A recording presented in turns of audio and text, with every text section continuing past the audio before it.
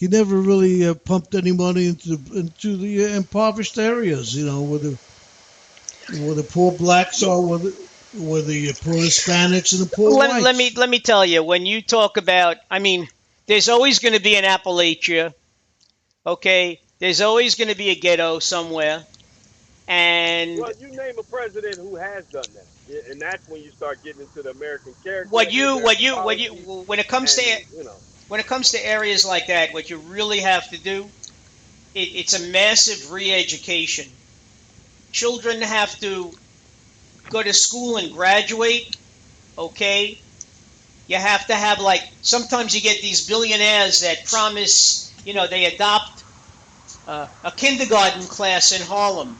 All right, many times, you know, some billionaire will adopt a kindergarten class in Harlem, and he'll say, if you graduate high school, I will guarantee you 4 years of college.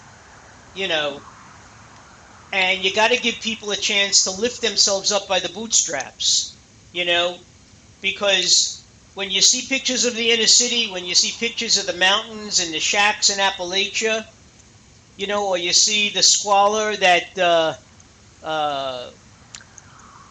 Hispanic Americans live in Yeah, California, the ones who do the fruit picking and everything. I mean, it's terrible. look, ghettos, trailer parks, and barrios, they all suffer from disinvestment. If we were really serious about fixing them, we would. We would pump the capital into them and fix them. We're not actually interested in doing that No, because they don't have the strong lobby group, so it doesn't get done. So, that's the reality. The middle class areas and the upper class areas, what do they have? Actual investment, actual resources, yeah, actual tools. And because of that, most people aren't going to fail. But if you have a situation where they don't have it, then you're going to have majority fail, and some people rise above everything and make it out.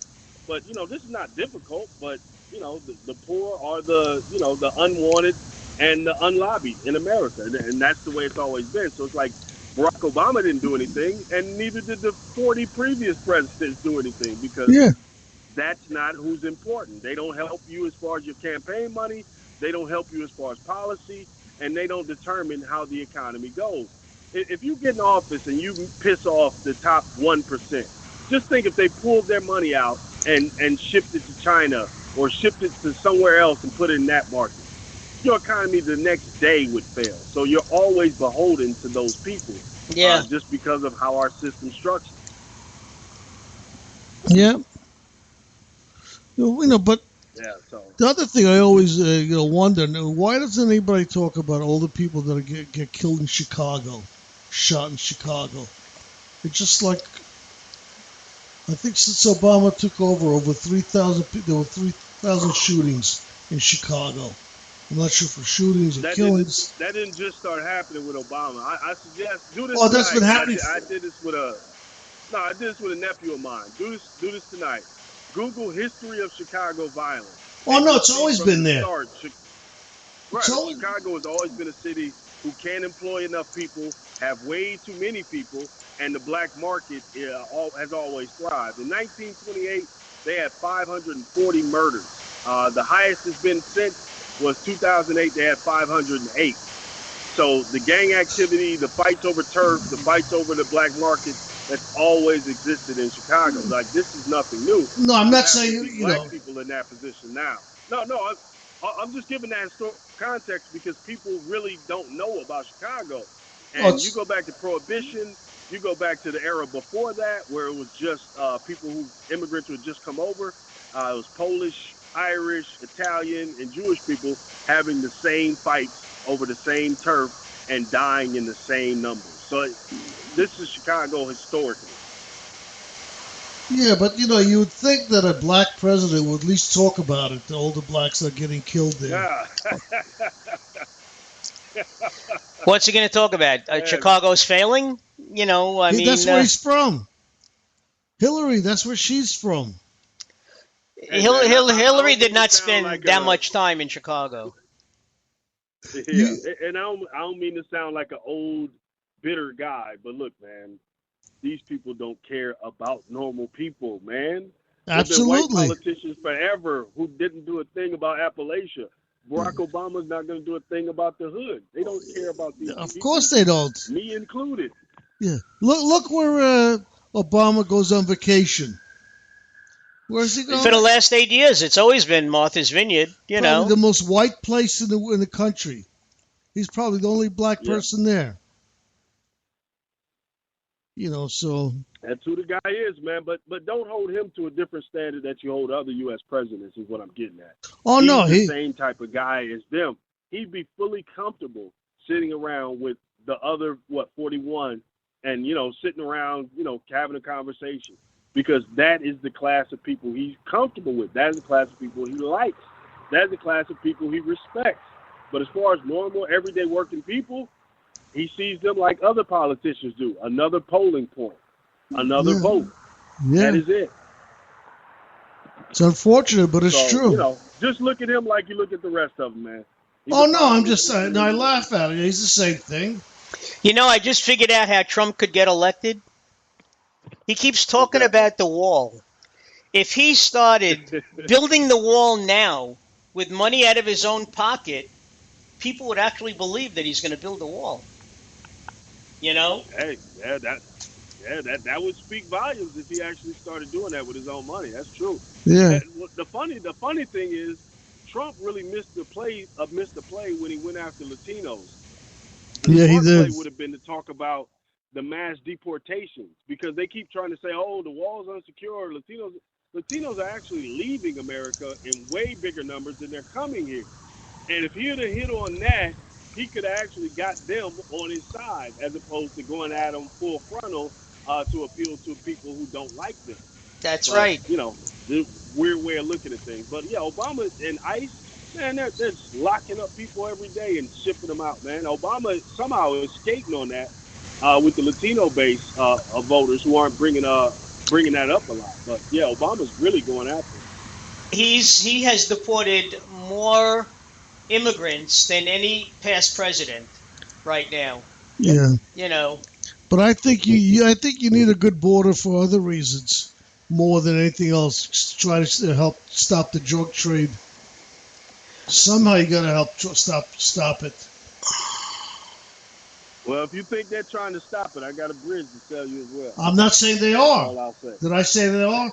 I said somehow you got to find a way to stop it. Well, first you'd have to want to stop it. That's exactly. First you have to want to. You got to really. Beyond that though, I think decriminalization and education are two things to handle. Yeah. You're never going to have a drug-free society. It's never been one that existed.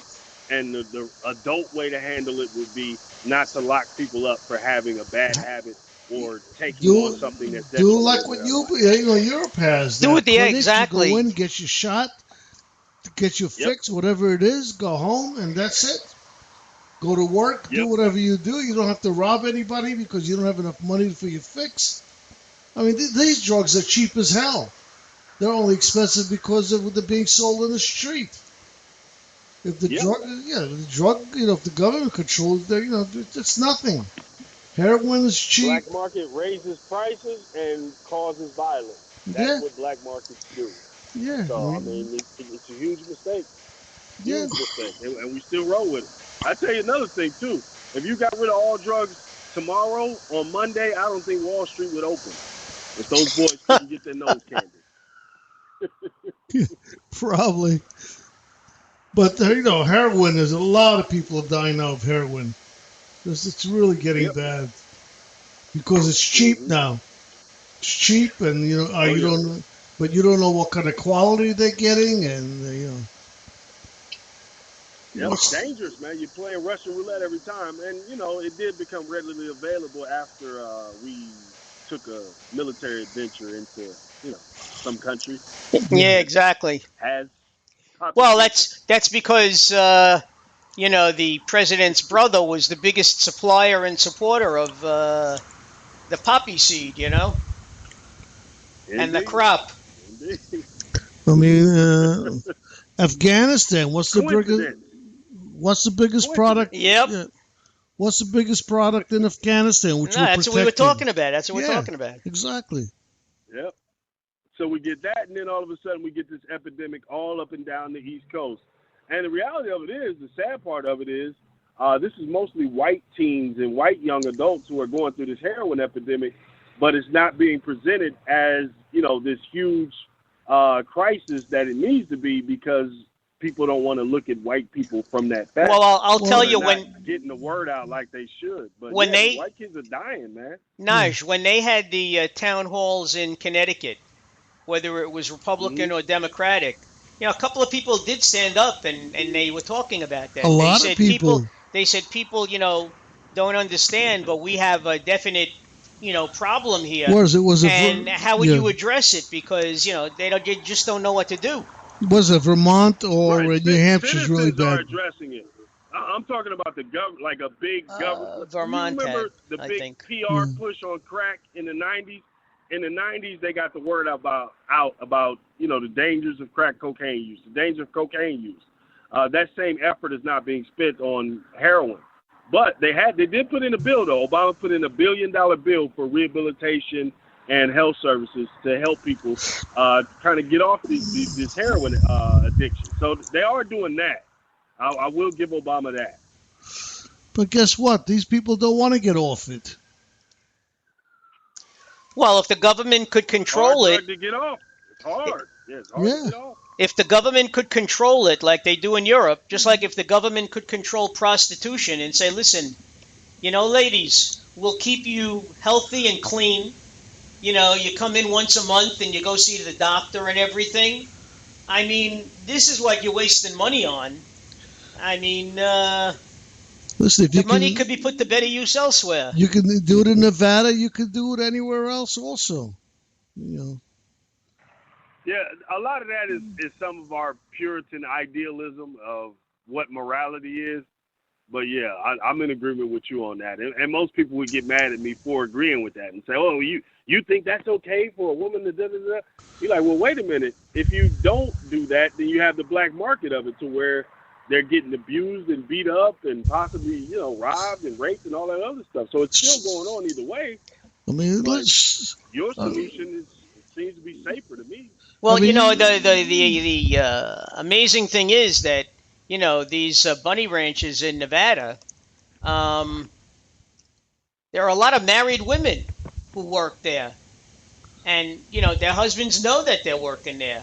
But to them, it's a business. They're there just to supply the sex. There's no kissing. There's no hugging. There's no sign of emotion at all. It's just wham, bam, thank you, ma'am, You've been there? No, but I watched it on HBO. Oh. The Bunny Ranch or whatever, they had the owner and they had the woman who was the madam, and they interviewed the girls. Yeah. Now, many of them are single, granted, and many of them have expressed problems with maintaining relationships with boyfriends because once they hear what they do, it's like, gee, when your girlfriend goes to work, she's getting screwed, literally. I mean, and then you want to know, well, are they better than me? Because every man wants to think he's the best, They don't want to hurt, and it's very difficult. It really is. Yeah. And then if you go into a lot of those women's lives, you'll find out early on, a lot of them had something traumatic happen to them. Now, that's not all, so I'm not saying all of them, have that problem, but, you can find a lot of them who do have that, some issues going on. But either way, man, like I said, it's going to go on. It's the oldest profession, so I think we should maybe if you regulate it and make it a safer thing. Maybe if you regulate, you can get rid of some of the human trade market. I mean, just go back to Abraham and Sarah in the Bible. When Sarah couldn't conceive, Sarah said to Abraham, take my handmaiden. And that's how all the trouble started. Okay? Because she was an Arab. And she gave birth to Ishmael. And then Sarah gave birth to Isaac. I mean, we're all cousins somewhere way back, and of course, Sarah became very jealous of Harai because she was pregnant and carrying Abraham's first child, and she wanted